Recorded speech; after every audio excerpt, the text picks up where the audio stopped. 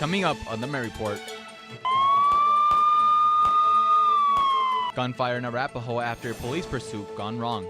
It says you're either male or female. New state policies lead to greater inclusivity on Colorado state ID applications. College students pushed a historic midterm voter turnout in Colorado this past Tuesday. The Mary Report starts now.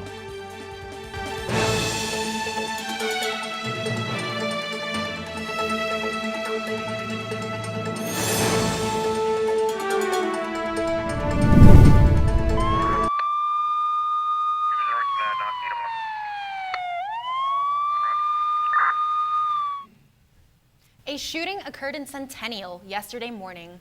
As the deputies arrived, the suspect had already attempted to flee the scene. Police opened fire when they saw the suspect reaching for a weapon.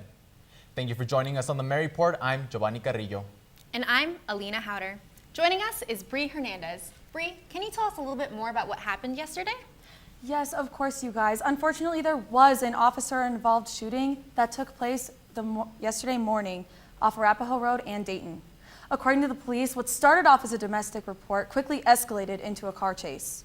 After boxing the suspect in, the police tried to force the suspect out of the car, but after the suspect reached for his weapon in the passenger seat, the police were authorized to open fire.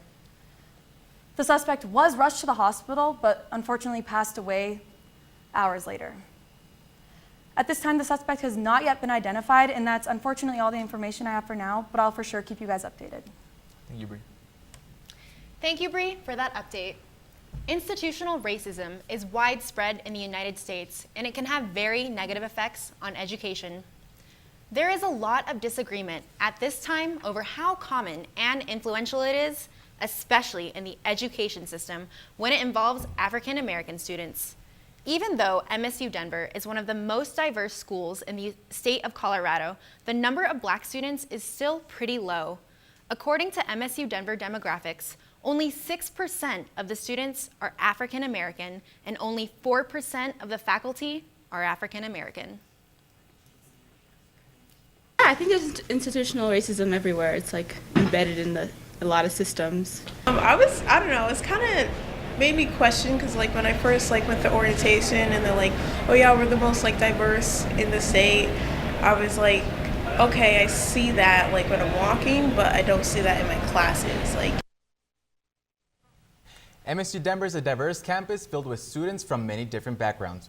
Our reporter Yekta Skandari spoke with an international student from the Netherlands. My name is Hilda, and I'm an international student here in Denver. All the way from the Netherlands, Hilda Eggers is studying criminology here at MSU Denver. I came here to do only my minor for one semester, and I do that in criminology. Her university has a partnership with MSU Denver. So that's why it was easy to get a visa and to get a transfer, and also don't have to pay tuition here.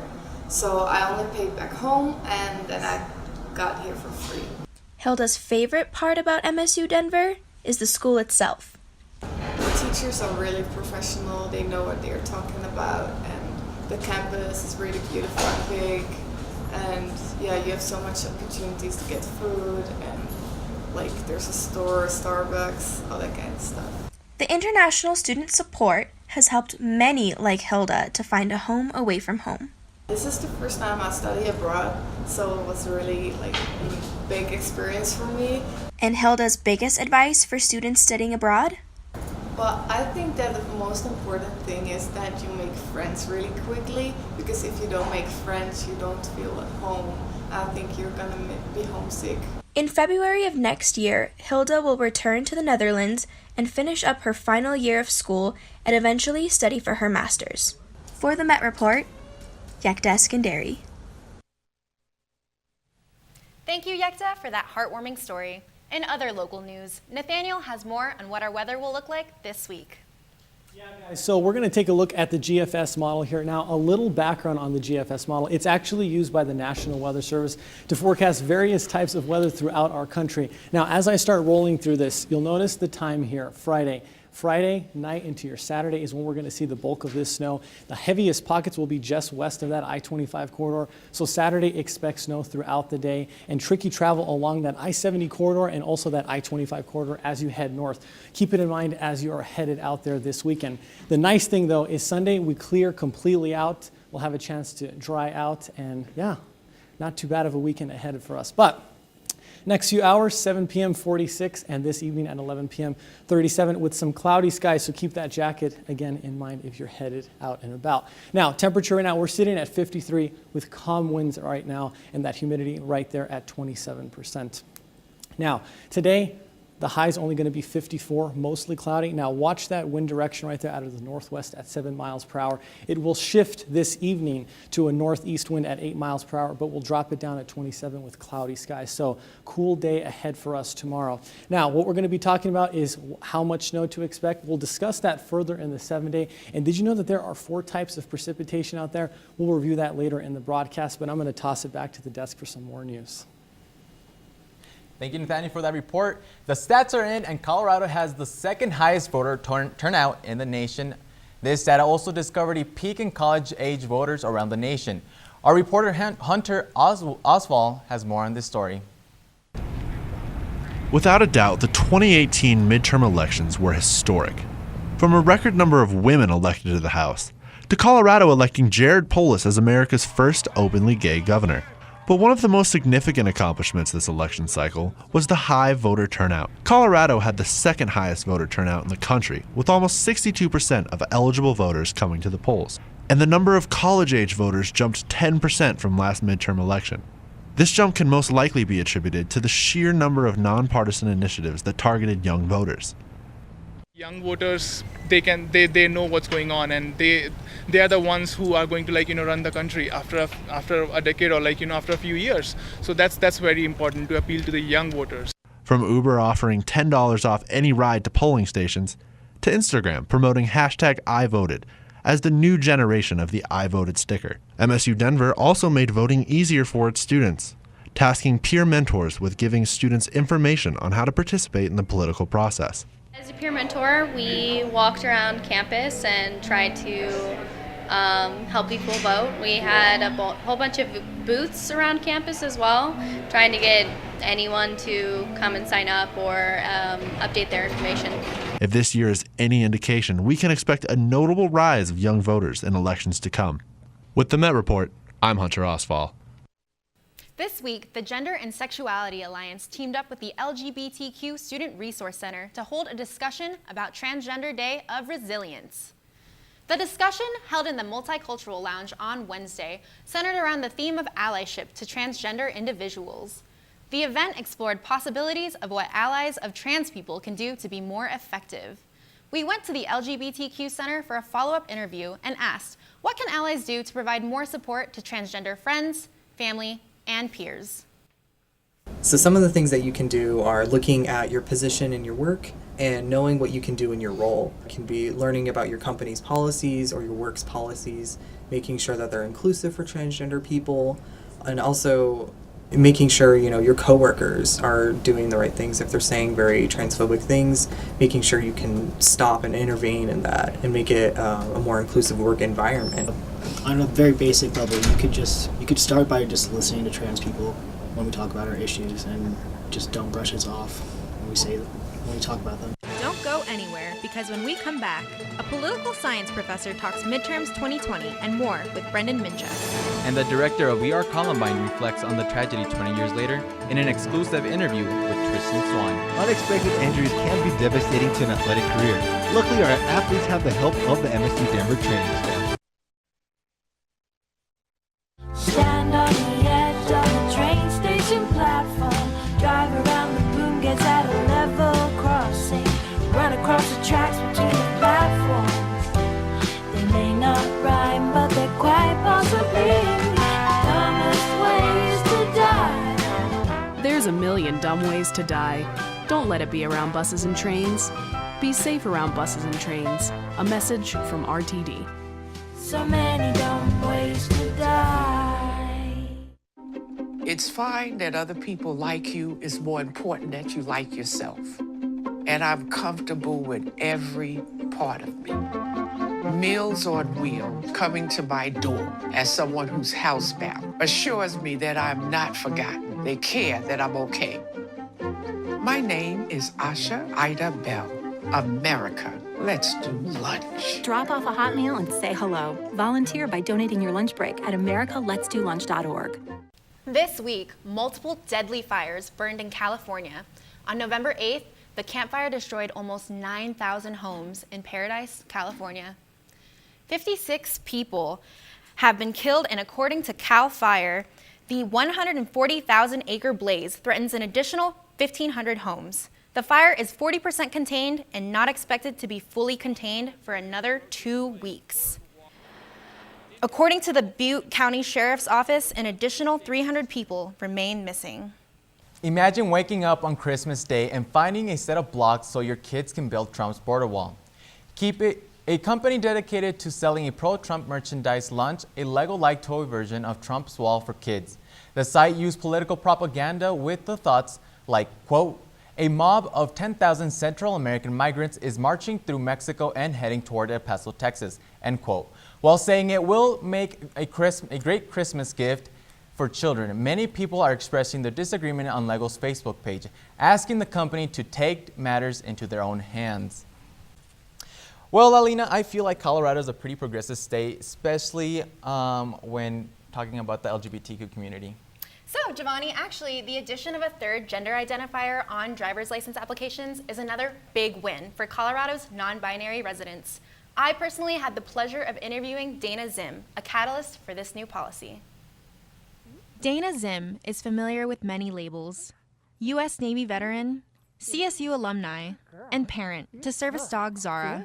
What's special about Dana is the fact that they don't identify with the labels of male or female.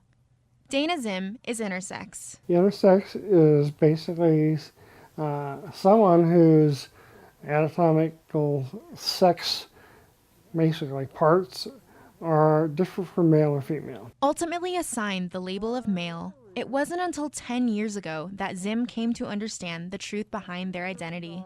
A lot of brainwashing physical stuff that happens to us and says you're either male or female. It was back in 2014 when Zim was denied a gender-neutral marker on their passport application. I filed for my passport, and I had to sue the federal government for that. That's where I'm at now. The Colorado Department of Revenue undertook actions through an emergency rule process to add an X-sex identifier to driver licenses, ID cards, and instruction permits pursuant to recent court actions. Individuals who don't identify with either male or female can come to the Fort Collins DMV on November 30th. All you need is a medical information authorization form signed by your primary caregiver to receive a new license, and you can pick that up right here. I'm doing mine on the first day possible, which is November 30th, so I will be first one in line, I hope. Zim continues to educate others about issues facing intersex and non-binary people, changing the world one policy at a time. Denver Storytelling Labs are dedicated to sharing the stories of the people of Denver. These labs came about when the mayor saw a desire by residents to share their stories. The project gives residents the opportunity to speak about the views on our city society. The mayor is looking for how residents represent Denver. Your story can be captured when you visit a lab through written stories, podcasts, or video blogs. Now we are going to our reporter Trystin Swan that has a special story for us. Go ahead, Trystin. Thank you, Jhovani. On April 20th, 1999, nearly 20 years ago, one of the most prolific shootings in American history happened. I had the chance to sit down with a Columbine survivor to talk about her new documentary made from her perspective as a freshman.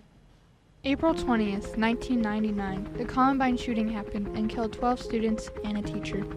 However, flash forward 20 years and a new documentary, written and directed by Columbine alumni Laura Farber, in her point of view. First of all, it was, it's very personal because I was there, during the shootings. I was a freshman, and I just wanted to follow up. As freshmen, that's the only perspective I can give. It's apparent in the film that Farber conveyed the freshman perspective, and Denver Film Festival and Columbine survivors agreed. It was, I'm still kind of in shock from it all. It meant a lot, I think. Very emotional weekend. Everyone has their own Columbine, and that, what happened to them that day, and, I'm just telling this side of our story, but again, the point wasn't to focus on, the crimes. The film comes at a time when America needs it most, a time of uncertainty when we don't know when the next shooting may happen.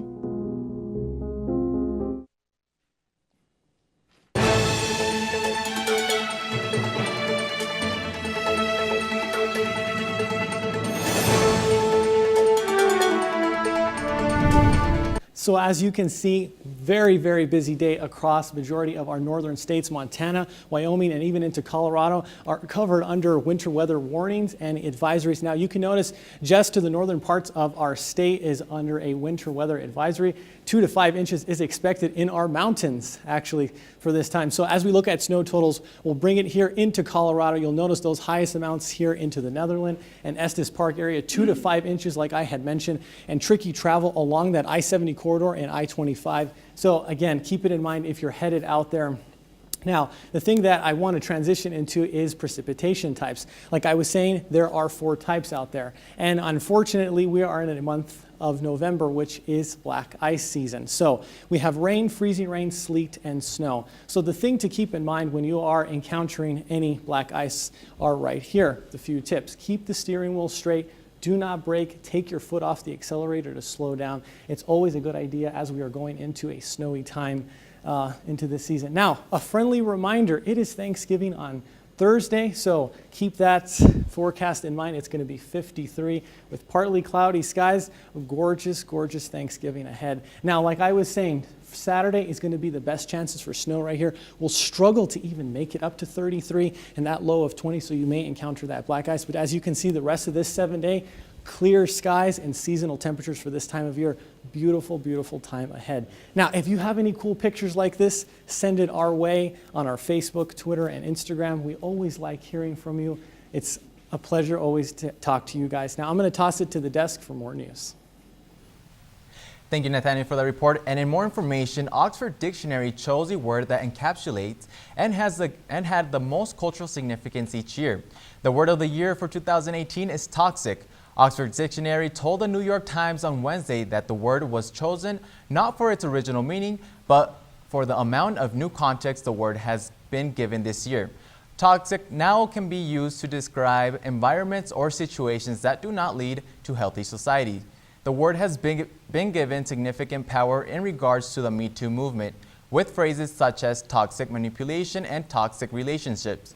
Other words that are considered this year include gaslighting and techlash. Thanksgiving is right around the corner. Find out how you can put a turkey on the table for a family in need. Hi, I'm Peyton McGoy, and I'm standing in front of the Denver Rescue Mission's turkey donation truck. The Denver Rescue Mission is asking for 15,000 turkeys to donate to families in need, while a small portion of these turkeys will also go to their annual Thanksgiving banquet. These trucks are taking turkeys of all kinds, non-perishable food items, water, and clothing. Well, today we had some time off work, and so we went by King Soopers and got a couple turkeys and some veggies and brought them down here to the Rescue Mission. Every year we love to donate to the turkey drive. They make it so easy for us. We just can come on down. They've got the refrigerator truck right here, and we can drive in and drop them off. The 15,000 turkeys we hope to raise this Thanksgiving season will go out for food boxes for families, be used to other local organizations, and here for our Thanksgiving banquet, which will happen next Wednesday, November 21st. If you're not able to bring a turkey, they're also asking for boxed mashed potatoes, boxed stuffing, canned fruit, canned vegetables, and canned yams. There are 4 locations in Denver available all day where you can drop off a turkey at your convenience. We would love to have students come out and donate a turkey. I mean, every single turkey matters. I think that a lot of people think, oh, it's just one turkey, but you know, it really starts adding up. And we've had people from all walks of life come and donate turkeys, so it's really encouraging to see students step up. This year, when you go to your local grocery store to buy your family's turkey, make sure to also purchase one for a family in need. Hello, my name is Adele, and I invented this product, the Lovey Window. I invented this in preschool when I was at nap time, and I thought, why can't I see my Lovey in the day without taking it out? So I could see my Lovey the entire day. If you have a normal backpack, I can't see my Lovey, I can't hear my Lovey, I can't play with my Lovey, and that Lovey can't see me, can't hear me, feel it. But if they have this, they can see you and have more light and not be scared. So if you want to see your Lovey in the middle of the day, you have to have this backpack until you can see the Lovey. Thank you.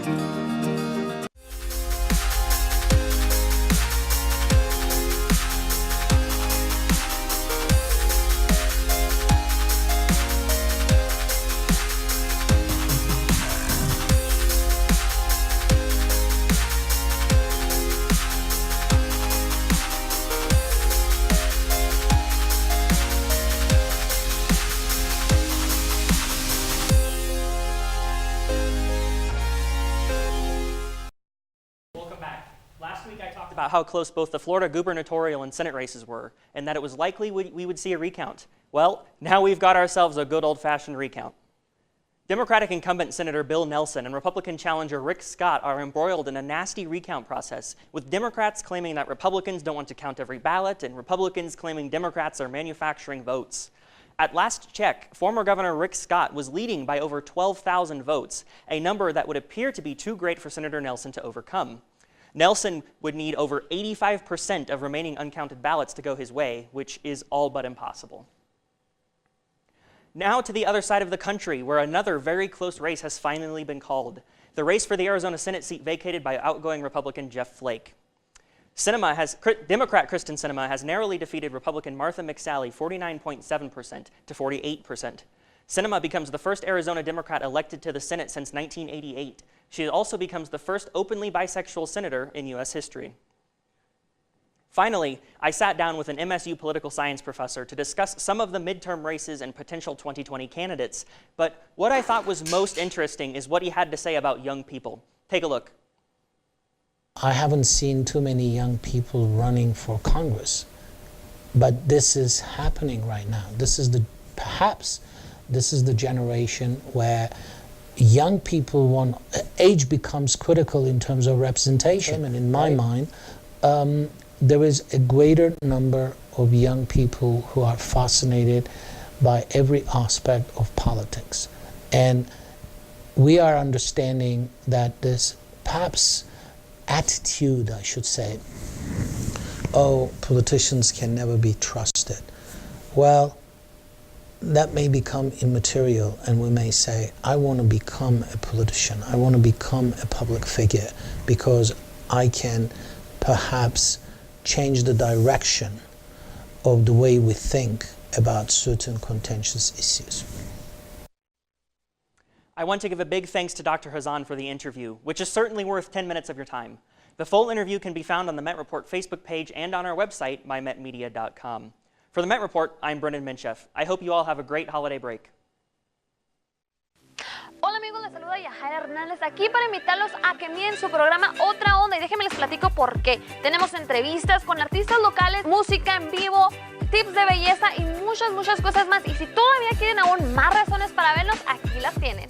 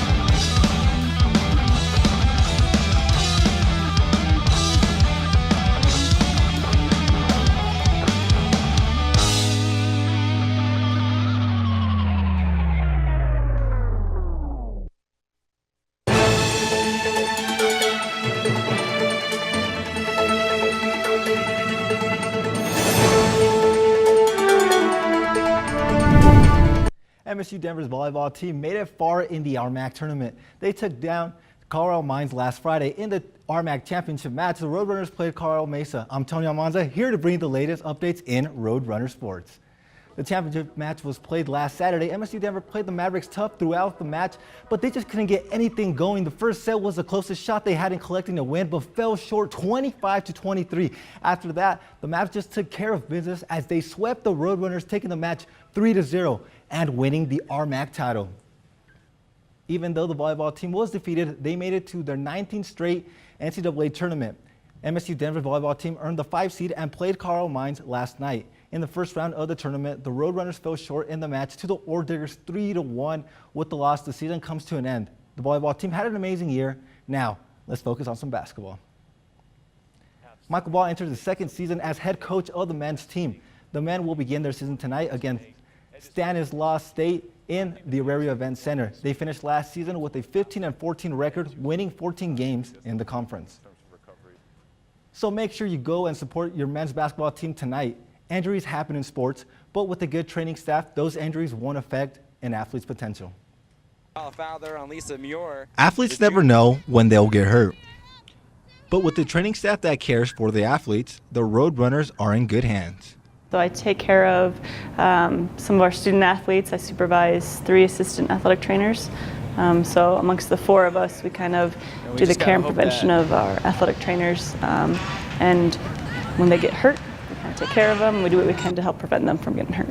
Junior forward Kane Van Heinigen has suffered 2 knee injuries in his time playing for the MSU Denver basketball team. So yeah, it was tough. Knee surgeries, of course, like happening back to back too, like pretty much getting cleared from the ACL, and then right after that, I break my patella. Not only does Stephanie care for the athletes, but also cares about them outside of sports. We take care of injuries, but there's a big mental and emotional side of it that athletic trainers, I think across the board, deal with, which is also something that I enjoy. I enjoy helping people, and not just because they sprained an ankle, but like helping them grow in life. And what is Stephanie's favorite part about her job? I think interacting with the athletes. I love forming relationships with them, and that makes it easier that if they do get injured, we have a kind of a bond and a trust to where they know that I'm here to help them. But I think just forming the relationships with the athletes and seeing them grow during their time here, I think is something that I really love the most. Especially with the ACL injury, which is more like kind of the easier and most common injury. Steph is an expert in that, so she helped me in that tremendously, and my right leg is like looking phenomenal. Well, as you guys know, Thanksgiving is next week, and Nathaniel, let me ask you, are we gonna expect some snow for Thanksgiving break?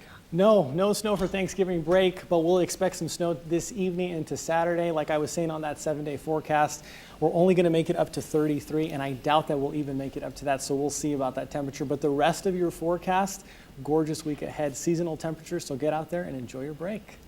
Well, guys, unfortunately, that's all the time that we have today. Thank you for joining us on the May Report. Don't forget to tune in every Friday on Campus Channel 20 and Campcast Channel 58. And remember to follow us on Facebook, Twitter, Instagram, and at mymetmedia.com. Happy Thanksgiving!